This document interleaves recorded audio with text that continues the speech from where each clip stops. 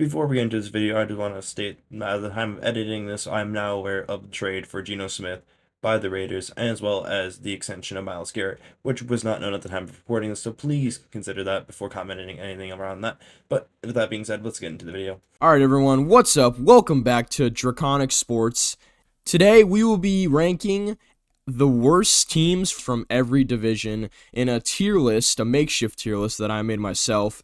And me and Ak will be giving our thoughts on every single team here and what they should do going forward and kind of, their current state and just discussing, some of the worst teams in the league because at the end of the day, these kind of are the punching bags of the league and it's pretty fun to talk about these teams and how bad their decision making is or just on how unlucky these teams are. Some of them are just straight up unlucky on this list. You can tell we have the tiers right here. At the top, we have borrowed time, which means, it really the clock is ticking for this team, and it's really just getting really close to where you kind of have to blow it up, which is gonna be not that many teams, but a specific team really. Then we have playoff berth ceiling, which is really just kind of like this team really. The max they can get to is a playoff berth, but even then, they're probably not. They're probably just going to be last in their division again. Below that, we have the Bears, which clearly is just going to be the Bears. Below that, we have needs QB, which this is probably the tier with the most teams in it, just because a lot of these bad teams do need QBs. And then below that, we have needed to rebuild yesterday, which are the teams that we're going to criticize for not knowing when to rebuild and kind of trying to still stick it out with the roster that's not too great but not too bad, and the team just ends up looking ugly. And last but certainly not least, we have the Saints, who are at the bottom because of many reasons, but the main one is because they are terrible at managing cap space. But we'll get into that later. Anyways, we have me today, of course, who's doing this intro for you right now, and Aqua Dragon 360 as well. Yo. And yeah, without further ado, let's just get right into ranking the worst NFL teams from each division. Ripcord, you ready to give the big shocker on who's in the very bottom and belongs in the Saints tier? Yep. All right, so first up we have, of course, the Saints in their own tier because of how bad they have managed their team. Probably since Drew Brees left. Even then, the last, maybe 1 to 2 years of Drew Brees' stint there was pretty badly managed. Really, ever since that one bad playoff call against the Rams, the Saints have kind of gone downhill as an organization since then, which is really sad to see. But yeah, their cap space is terrible right now. The Michael Thomas contract, Marshawn Lattimore, Derek Carr, Alvin Kamara has off-field issues. There's a bunch of things over the past few years that you can just name that didn't really go that well for the Saints. And yeah, I guess the only bright spot throughout that whole time was Cam Jordan. And even then, Cam Jordan's good, but he's old at this point, and he's not really going to make your team anything more than it is. And what the Saints are really just a very badly managed team at the end of the day. Yeah, just gave you some more information. Just casual, not much. Just negative $54 million and over the cap. This they need to deal with. Yeah, that's wild. And they're also paying $50 million to players that aren't on their team. So that's lovely. Yeah, that's actually really sad. That's depressing. So a strategy of pushing money down the line. It works for a few years when because after all you're paying like prime stars, but if you just keep doing it, you end up right here. Like I said, negative $54 million in cap space that you need to deal with. And basically, what we are recommending is to just blow up everything, release almost all the players are on a rookie deal, other than maybe Alvin Kamara. He did just extend him, so whatever on that, I guess. But you just kind of need to blow everything up, tank for a few years. Heck, maybe even cut Derek Carr, which spoiler is part of the reason why they're in the situation of 9-8. Yeah. And this year where everything kind of went wrong with injuries, but which is what happens when you're paying an aging roster. Yeah, aging roster and no real young talent. And if things can get much worse, they managed to do just enough at the end of the year to not get a top draft pick to get that future QB. So yeah, yeah, not Not yeah, I don't know. They were really competitive at the beginning of the season. Everybody's like, "Oh my gosh, the Saints back to back like 40-point games. Yo, they actually might do something this year. They actually might win their division." And then no, it turns out that the same old Saints, which to be fair, injuries did plague them, but I mean, wow, they were kind of I could kind of see it coming, to be honest, the downfall of the team. And now it's just clearly shown that this team cannot compete at all and needs to reconsider almost everything. I mean, like even if they stayed healthy, what was their ceiling and going 9-8, making the wild card and losing to the Eagles in the first round? Like I said, there just isn't a reasonable future that you can achieve anytime soon. Even if they had that amazing draft they had like that one year, that wouldn't even save this team at this point. They need to just burn everything down. It is what it is. Yeah, no, that's fair. And Dennis Allen didn't help. I don't know. I remember seeing that hire when it first came out. I was like, why are you hiring some defensive coordinator that's gotten like minimal recognition over the years and like has really nobody's heard of this guy besides like true NFL fans that like study coaching steps. Nobody's heard of this guy, and you just hire him as your head coach all of a sudden. And yeah, this guy gets fired. What, like not even midway through the year, like 5 games in, 6 games in, something like that this year, and it's like, dude, I saw that coming the It second you was hired this guy. There was 9 games then because I remember there were 2-7 after losing 7 straight. That's wild. That yeah, I mean that justifies firing, but I don't even know what justified hiring him in the first place. So I I don't don't even know. know. I've heard so many jokes saying that Dennis Allen is the default character that will generate for you in Madden as a head coach. No, that's facts actually. I agree with that. That I mean that makes a lot of sense. Dennis Allen just there's nothing special about him as a coach, sadly. Like I said, hopefully they should continue to cut more people, and just like I said, hopefully they draft well, and that can maybe give them some future. But right now I don't know how you're getting $54 million just to break even and sign nobody. So Yeah. Yeah, next up we have the Chicago Bears, and they also get their own tier here just because they didn't really have a future a few years ago. I mean, they had Justin Fields, but like they didn't really have a future. Now, Caleb Williams, number 1 overall pick, it's like, what are you going to do with him? Turns out not much at all. And again, hired a coach that nobody really ever has heard about. Defensive guy again in Matt Eberflus. And I'm just like, dude, what the heck? This is like 2 coaches that nobody's ever like really heard about, and they're defensive minded guys, which again isn't proven to work really nowadays in the NFL. Like there's rarely any defensive guys that are like strong, like, oh, contender, putting out contending teams every single year. Like, yeah, sometimes defense coordinators have like one-offs, but most of the time it's offensive guys. So like, why would the Bears go after that guy when clearly they need somebody to help develop Justin Fields and now Caleb Williams, and it didn't make any sense. And the Bears just, I don't know, they just had minimal idea of what they wanted to do. They traded for a bunch of guys like Keenan Allen. They didn't trade for DeAndre. They signed DeAndre Swift for DJ Moore, yeah. Yeah, that's And then yeah, they just did so much, but like it was really just so little because it made this team not much better. They did draft a pretty good wide receiver for Caleb Williams though, Romo Dunze, who's pretty good. So I guess there's that. But other than Caleb Williams and Romo Dunze, nothing really strikes like as promising really for the Bears going forward. I guess Ben Johnson, but we'll have to see, how he navigates this interesting culture that the Bears have cooked up over the past like 5 years. It's probably going to be pretty toxic going into it. I'm pretty sure he's already kind of dealt with a lot of that. And yeah, hopefully they can turn this around. Hopefully Caleb Williams does not get killed out there because that's what it looked like this past season. it's time for me to also justify why they get their own specific tier. Well, let me take you back to 2021. The Bears draft Justin Fields, and we're hearing that this is going to be the thing to make them competitive. This is going to be the year the Bears are going to take the North and never give it back. And then it goes terribly. Then in 2022, oh well, we drafted more help. We got this. We won the offseason, and it didn't work out again. 2023, oh, we traded for DJ Moore. Now Justin Fields has a number 1 wide receiver. Now they're going to light things up. Oh, still a 7-10. And then there was last off season.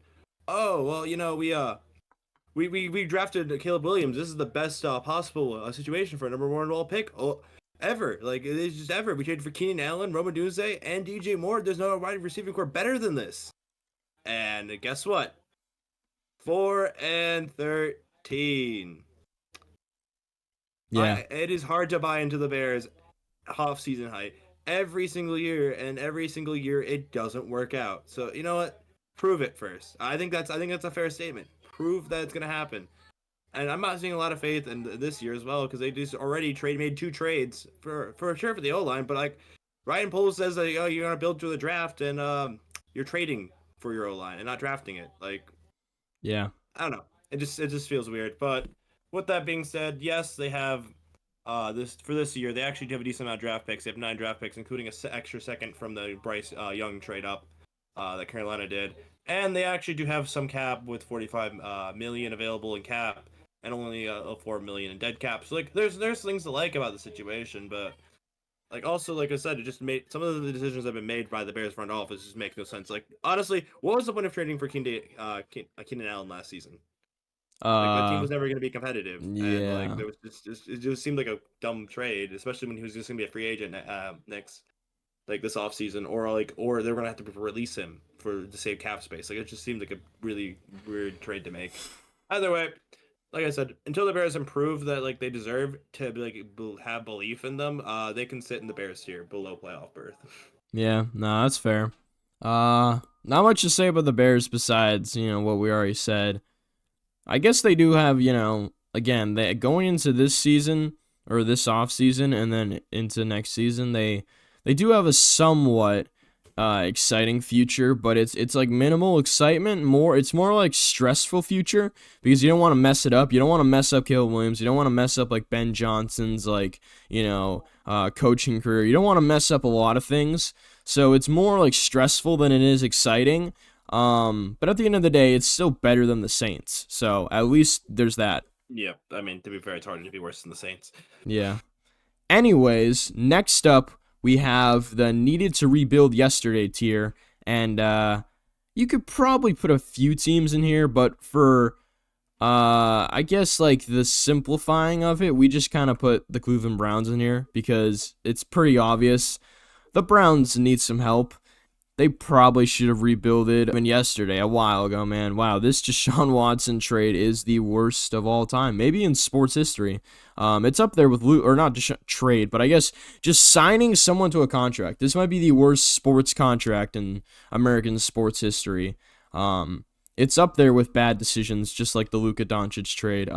It's really, really looking very, very bad, and doesn't help that Nick Chubb doesn't have a knee anymore because he tore and just like blew up everything in his knee. They also have Jerry Jeudy, who was was traded to them from the Broncos, which gave them a little bit of depth at wide receiver, and surprisingly, actually, was pretty good.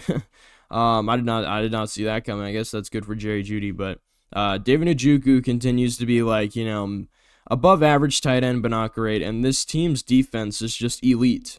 But you can't play without a functional offense because this offense with Deshaun Watson playing was one of the worst football offenses I've ever seen in my life. Like Deshaun Watson actually looks so bad out there playing, and he's gonna look worse. I mean, he tore an Achilles. What did he tear both of his Achilles? So he's gonna. He tore his Achilles, and then afterwards, he somehow managed to re-tear it during the healing process. Yeah, so Deshaun Watson, I think, is cooked. I think he's done. And you still are going to have to pay him tens of millions of dollars, even if you I cut can him. get the So, specifics. You ready to hear the specifics on Deshaun Watson's contract still? He is owed, and I quote, 72 million on cap hit. This year. that's. Another 70 million next year. And then you may think, oh well, he's not under contract in 2027, but he still has a void year of worth 27 million. 20. Oh my gosh. I thought it ended there, but no, it doesn't. Wow. Okay. Yeah, the Browns are just a mess. I don't know. They should have stopped it, man. Someone should have told this GM or the owner or whoever made the final go ahead on the signing of Watson to just that someone should have told them otherwise, man. I don't know what they were thinking. I mean, I don't even know why they would do that. It doesn't make any sense. The financials still get worse, by the way. They're casual negative 23 million Wow. in cap space for this season, and are dealing with $52 million in dead cap this year. Yeah, that's Oh crazy. yeah, things weren't bad enough. Yeah, Miles Garrett is basically forcing a trade out. So Yeah, no, Miles Garrett should never play another game for the Browns. Like, respect, like, I don't like it when players do that, when they say, I'm never going to play for this team again, and then just kind of sit there and pout. But, like, if anybody deserves to not play another down for the Browns, it's Miles Garrett, or just for a team in general. Like, Miles Garrett has given everything to this team. He's literally been arguably the best edge rusher in the league. It's either him or yeah, TJ Watt for the past, like, 4 years, 4 or 5 years. Like, this guy's literally a beast, day in, day out, week in and week out, game in and game out, and the Browns have given him one good year with Baker, and that's all. Like, they've had and then one if you good see run to with Baker. get rid of Baker after that. I know, and then you get rid of Baker. Don't even get me started with the whole Baker Mayfield thing, man. The disrespect the Browns showed him after not, like, giving him any help at all is just so annoying to me. And then the Deshaun Watson signing was like the cherry on top to the disrespect, and that probably pissed Baker off so much. That's probably why Baker's so good nowadays on the Bucks, because he truly was just like angered and was boiling to his core about the fact that what the Browns did to him. Man, the Browns just are a dirty organization right now.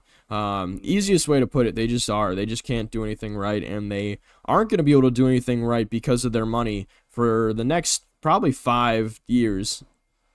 Yeah, just start trading off some of the older pieces because they actually have some talented older pieces they could definitely trade off and then like focus on resetting once you actually have cap space because yeah, you don't have cap space. But the Browns do have one thing the Saints don't have, and that is the Browns actually have the second overall pick in this draft, Yep. which is at least something. Also, they actually have 10 draft picks, and none of them are all of them are 6th round or above. So like I they mean, actually yeah, that's not you gotta hit on at least like two of those. You have to. but like that's like the only upside on the Browns I can say. Yeah, just blow it up. Shooter Keep the young Sanders, players you can. Shooter Sanders to the I mean, Browns. That'd be very well wild. possible. There's a lot of possibilities. That'd be They might funny. hit. Yeah, why not? At this point, why not? Anyways, all right. Next up, we have the needs a quarterback tier, and the first team we have up in this tier, which you could put a lot of teams in this tier, and we do have multiple teams in this tier. But the first team that we have up, and pretty obvious one, are the Las Vegas Raiders, because their quarterback struggles after Derek Carr, and even like while Derek Carr was there because he was injured a decent amount of the time, have been tragic. And so it's really sad that the Raiders really have not had any good quarterback play from like anybody, or any consistent good quarterback play from anybody since Carr's departure. And yeah, it's not gotten any better, and it might get better this year because they do have a high draft pick, but we'll have to wait and see. So for the Raiders, we're talking about cap space. That's this is one of the biggest pros for them in the situation.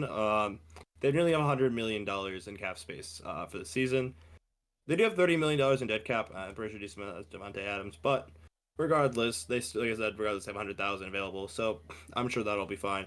And also, they have all their draft picks plus an extra third from Devontae Adams, and they have some good pieces like Brock Bowers, Max Crosby just got extended, and yeah, like there's a lot to like about on this roster. If like things go well, their line's not too bad. But this gets to the obvious thing. They don't really have a quarterback. It's kind of depressing for the Raiders, but again, they have little itty bitty like things here and there that are just like slightly exciting, but not enough excitement to really foster like new feelings towards the team. Like, the team's still bad, the team is still disappointing, they kind of still suck, but they have little exciting pieces here and there that can get you kind of looking hopeful, but again, not enough to really make you feel like they're going to turn it around just yet. I mean, they probably have the best like shot of doing something if any of these teams in this tier in particular, if they need a QB, have any chance of doing anything. But yeah, that's not saying a ton. Anyways, next up in the needs quarterback or needs QB tier, we have the Tennessee Titans, who, let's think, Ryan Tannehill for what, like 3 years. They had Mason Yeah. Rudolph. They had, of course, Will Levis this year. They had Malik Willis. He was like kind of hyped up, wasn't he? He was the second quarterback drafted in the 2022 class, right behind Kenny Pickett. Yeah, but Really, then they traded him away to the Packers, and then like the Packers yeah. managed to win 2 games with them as a backup. I So mean, I mean that was I like don't know. that was slightly impressive, but like Malik Lewis really he didn't get a shot on the Titans like an official Yeah, shot, but like at the end of the day he didn't look great at all, and he is undersized and doesn't have that great of an arm, so it kind of was like the writing on the wall was kind of there once you like drafted him and saw him like in the NFL, like you know, in the NFL itself, so kind of saw that one coming, but whatever. Again, quarterback play not been consistent over the past 2 years. Ryan Tannehill had a huge fall off, which didn't help that team at all, and didn't help Mike Vrabel from getting fired, which was just stupid. They sign a bunch of random free agents that like make you look like somewhat interesting, but at the end of the day, like not good enough to really do much at all. They signed Calvin Ridley, right? Is he on their team now? yeah, that they kind of outbid people for Calvin Ridley, which is Yeah, effectively the number one wide receiver right now. yeah. They got Ridley, they got Pollard, they got who else? They got from the Chiefs. They originally Yeah, had Hopkins, but they traded him away to the Chiefs. yeah. I mean that was probably a good move to be honest. I think Yeah. them trading away Hopkins was a smart move. It just Uh, kind of felt like this team was like a hodgepodge of free agents of last season, which yeah. That's some kind of misses, some hits. yeah. That's exactly how I feel really. Just kind of a bunch of people thrown together, and it's like, oh, make this work. It's like what? It's like excuse me. But the one thing this team has over every other team, obviously, is this is the team that has the number one overall pick in the draft. They could take Cam Ward, that's an option, or they could trade it away and try to get more draft picks and and try to build around Levis. Still, the real question is, do they believe in Levis? I don't think you probably should believe in Levis at this point, but like they might. So that is the question basically that they need to ask themselves. Or is, instead of trading away the number one I'll pick for a big haul, do they feel like there's a player that's worth this like grafting at number one?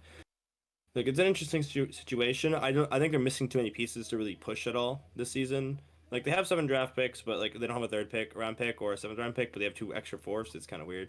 But yeah, I don't know. They also have 52 million in cap space, which is not too bad. Only 11 mil in dead cap. Like this seems like future wise isn't like in terms of like finances is fine, but it's just like do they think they can really plug the holes they need to plug is the question basically right now. And like I said, is Levis the answer? I'm not convinced. So that's kind of where we're at.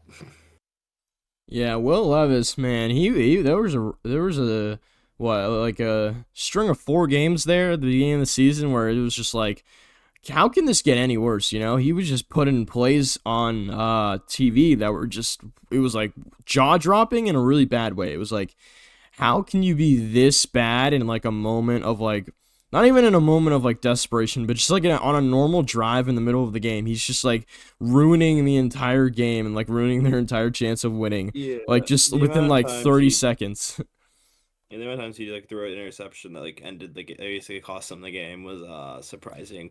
That's when you know you do not have a quarterback worth working on. When they just keep like it's not even that they throw interceptions, is that their interceptions are ones that literally just straight up lose you the game. Like the second it gets picked off, you know you're losing the game. Like that's when you know like yeah, this guy really there's no way we can count on him, because if we can't count on him in like simple like drives to just like go down there and get a field goal, how are we going to count on him to get us game winning drives with a touchdown? It's like you're not, because he's just going to throw an interception or do something dumb. So move on, draft somebody, please. Draft multiple people, and please just fix your team and redeem yourself, because I do want to see the Titans be somewhat competitive, but I'm not that big of a fan of the Titans. I don't really like their team that much, so I don't really care what they do, to be honest. But I just feel bad for the team because they have some good players. They just don't have good management at all.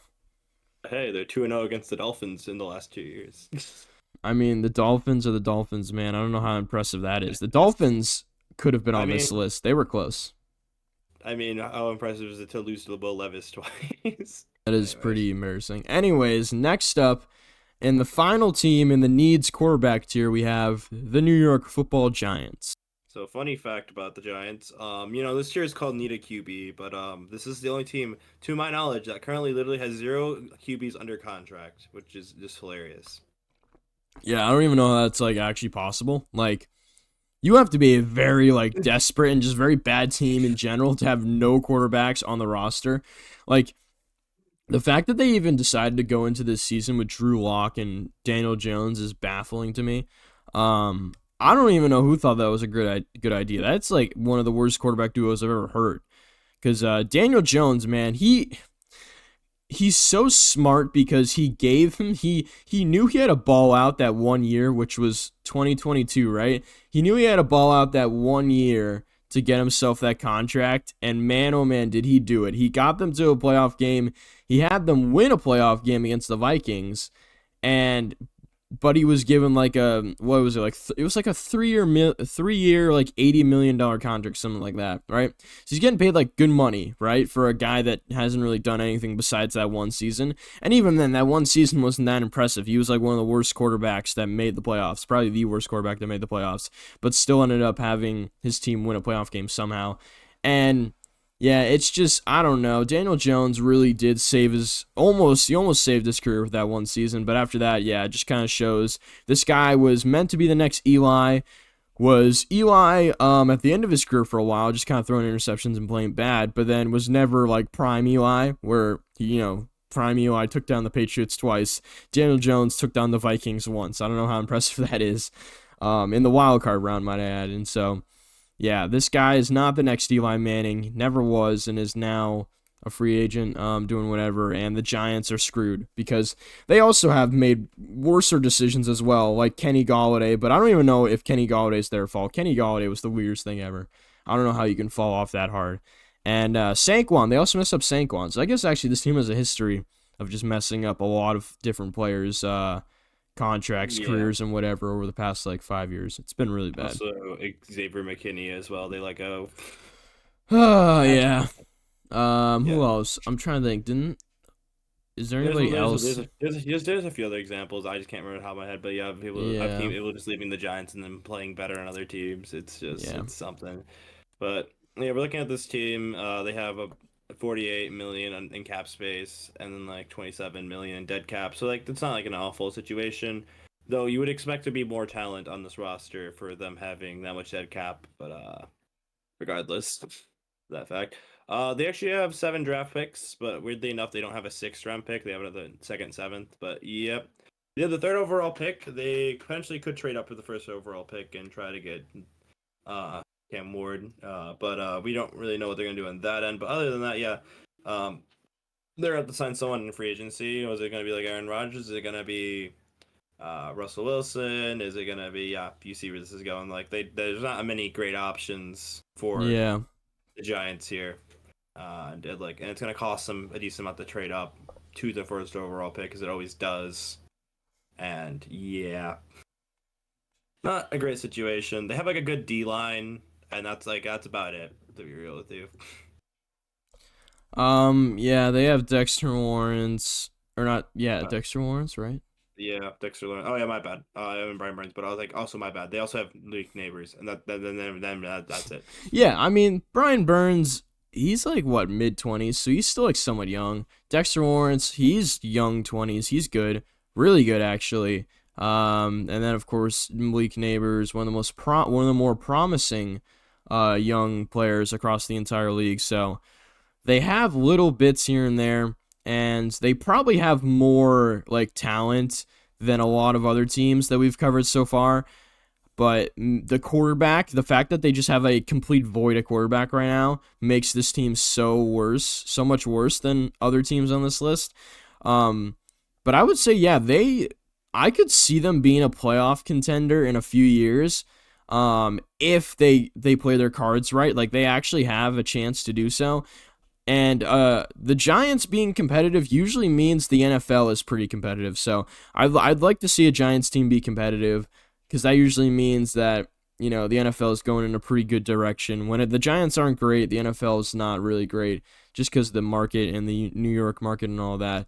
And I'd like to see the Giants do something soon with this team because they have an interesting roster. And hopefully they can get a better running back because as much as I love Tyron Tracy or whatever his name is, he's kind of limited. Hopefully they can get not somebody like Saquon, but hopefully they can get somebody like, that's better I mean, than if they wanted Tracy. Saquon again, they could just draft Ashton Genty, I guess. Yeah, I mean, if you really wanted to, you could just like sign Sam Darnold and or Aaron Rodgers and then just like play Ashton Genty 99% of the time. That'd be pretty funny. I don't know if that's gonna happen though, sadly. Yeah. Oh, well, we'll see what the Giants do, but their future is questionable, as are most of these teams in this tier. Anyways, next up in the tier above the Bears tier, the playoff berth ceiling tier, we have one team, and that one team is my team, the New England Patriots, who are a very interesting team because they have the most cap space by far this season, this offseason, and very not surprising to be honest because we have not signed like a single good player in like forever. It feels like we actually have not paid anybody a significant amount of money in a long time. Just because ever since the Patriots dynasty or just Tom Brady left, like this team's been so up and down. It's been a huge roller coaster, and thankfully now we have Drake May, and we have some interesting players. We can do pretty well going forward. We just need to be confident and we need to go out and actually do stuff. Like we can't just sit around and do nothing. So hopefully we get DK Metcalf. Hopefully we get Cooper Kupp. I don't know. We need somebody. Just get us Devontae. Get us Tyler Lockett. Get us anybody at this point. Anybody to help out Drake May, I'm happy with. And I love the fact that we have Mike Vrabel now. Mike Vrabel is a great coach, very competitive guy, knows the Patriot way, is good friends with Kraft, has everything you really need from a coach to coach the Patriots. And we really do have, like, we are one of the best teams here by far. I feel like we actually have the chance to compete with the Bills. I feel like the Patriots, if they play their cards right like the Giants, they actually could be competing for the division in like 2 years. Like Drake May seems like he's going to develop pretty fast considering they kind of threw him in there and he already looked pretty decent. So I think he's going to develop pretty fast. I think we're going to have a team that's better than our Mac Jones teams or our Cam Newton team that one year. So we're going to have probably the best Patriots team in a while, probably ever since Tom Brady left. Soon, I think, if we do this rebuild right, and just please give Drake May some help. Sign at least 2 wide receivers that I know the names of, and I'll be happy. That's really all I'm saying. And just kind of fill out the defense. The defense does need some work. We just need to fill out a couple more positions over there. And yeah, we have a good roster. We can do a lot of things. And I could see a playoff berth like in our future. Maybe not next year. Again, this is ceiling, so like next year would be like wild card round gets eliminated. That's like the max the Patriots could probably do. And so maybe in like 3 years we could be like an actual contender, which would be kind of fun to see. But that's just me kind of being a hopeless fan. So hopefully I'm right. But what do you have to say about this one, Aqua? Yeah, as you said, most cap space, $128 million is a lot. You could definitely sign a lot of good people. Though, at the same time, the reason you have so much money is because of all the holes you have, specifically that O-line, that wide receiving core. Heck, even the running back room's not even that good. Like, Mm. you have a lot to fix. The defense, like, there's some holes you probably should plug, but, like, that's not terrible. And only, like I said, only like $7 million in dead cap because after all, you don't have a lot of talent to be paying. So it does make sense why there's not. Also, your draft picks for this upcoming draft, you have basically all of your picks besides your 6th round pick, and then you also have like an extra 7th and an extra 3rd from the Falcons from after Judon. So you're looking at like a decent amount of draft picks. Uh, your draft picks pick from number 4, you can get like a good O lineman, maybe a good receiver. Like you got options of that pick. It depends on who you sign in free agency. And it's just a matter if you utilize it well. And like so, you already have the hardest part. You already have Drake May. You have your QB, which is what like the Raiders are like kind of close to your situation, but they don't have that QB. And having that QB can be the hardest part for a lot of teams. So Just like I said, just having that QB alone gives you that chance to like maybe do something. Yeah. No, But 100%. Yeah. but yeah, you still that's like I said, there's still a lot of holes to plug. So like it's not like a guarantee that you'll reach the ceiling. But hey, there's a lot of pieces to build around here. Let's see what happens. Yeah. No, I mean, yeah, I agree. But again, they are in this tier because they have the two most important positions or just important like holes to fill on a team that is bad and did finish last, which is quarterback and head coach. So we do have probably the best combination on this list. Like Mike Vrabel is he's a very serious competitor. Like this guy wants to win football games, and Drake May looks like he can ball. Like he might not be as good as like Caleb Williams with Ben Johnson, but like it's pretty darn close. And I would probably say that Mike Vrabel and Drake May. I'd rather take them over Caleb Williams and Ben Johnson, just because I know Mike Vrabel can do some really, really good work with this Patriots team. And so I'm really optimistic going forward. And yeah, I'm just excited, man. I'm really excited. And I just hope we do something smart with these wide receivers, man. These wide receivers are just like out here. They're just out here like telling teams to just, trade for them or pay them. And it's like, dude, the Patriots are right there. It's like, come on, please, just one of them at least. And Yeah. so I'm hoping. Say one more thing about the Bears quickly is that keep in mind, Mike Bravel, how he does as a head coach, and head coaching isn't just play calling. Which Ben Johnson obviously you can play call, but it's another thing entirely to see how good of a head coach you are. We've seen really good play callers be terrible head coaches. Yeah, no, true. You can, I can think of a few Patriots former OCs Nah, and we don't talk DCs. about them. We don't talk about them. We don't. The Belichick tree is something you kind of like hide. It's like when people talk about the Patriots dynasty, they try to bring that up, and it's like, nah, we don't talk about that. Joe Judge never coached for the Giants. We don't talk about I that. wish I could forget about one of them, but anyways, moving on. All right, and last but certainly not least, for this tier list of the worst NFL teams in their division, we have the top tier, which is borrowed time. And in that tier, we have a singular team. And if you kind of, already was following by division, you can probably tell who we have in this tier. But it is the 49ers, the San Francisco 49ers, who, wow, surprisingly, they're somehow like getting rid of the same amount of players, or they're getting rid of players at the same rate the Eagles are, who just won the Super Bowl. Yet the 49ers finished last in their division, weren't even close to the Super Bowl. Like that's bad. When you're getting rid of a bunch of players, kind of like the Eagles are, who just won the Super Bowl. You're like doing something wrong when you guys aren't even competitive. Like you get rid of Debo, you might have to get rid of Greenlaw. Like you don't know if you can sign Greenlaw.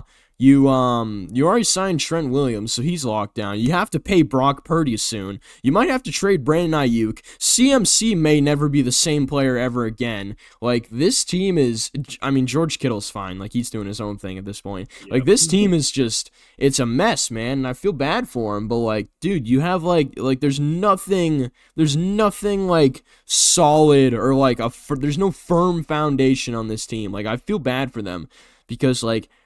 They're like you're gonna have to pay Brock Purdy. Like he's gonna be borderline like top 10 for QBs being paid in the league. Like that's crazy. Like Brock Purdy's like already a borderline top 10 QB, but at the same time, like I don't know if he's like proven himself totally yet. Like he looks like he can be a top 10 quarterback, but like I don't know if he's worth like $45+ million. Like that's crazy.